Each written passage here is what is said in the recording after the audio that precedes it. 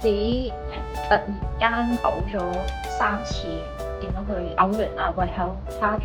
有啲擔心佢。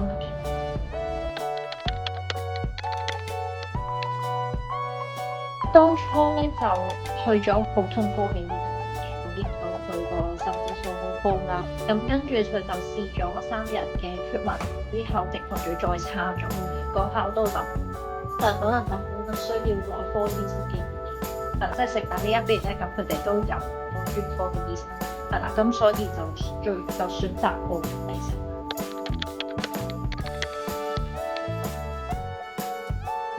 當然第一樣最擔心嘅就係報告時，因為腎指數咁短時間內高得咁快，係一個比較急嘅事。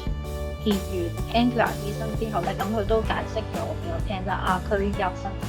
咁其實好大機會咧會腎石塞住咗個輸尿，令到佢啲排尿嘅時候就個腎指數會 keep 唔到。我又自己因為本身都係姑娘做手術之後，我就擔心佢會唔會可能個腎受損咗，啲指數又唔識得落翻嚟咧。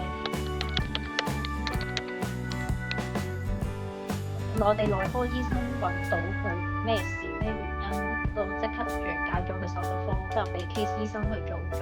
個手術啦，咁擺咗個腎啦。佢住緊院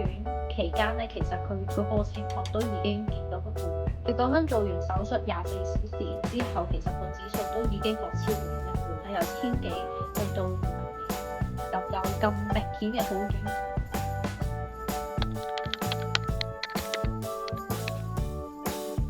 佢個 case 牽涉咗好多個部門，係啦，講緊有3個部門啦，有內科、有手術科、有專科醫生去睇，大家個溝通其實都好足夠嘅，因為大家都會知道佢個情況。咁跟住同埋佢嚟緊需要，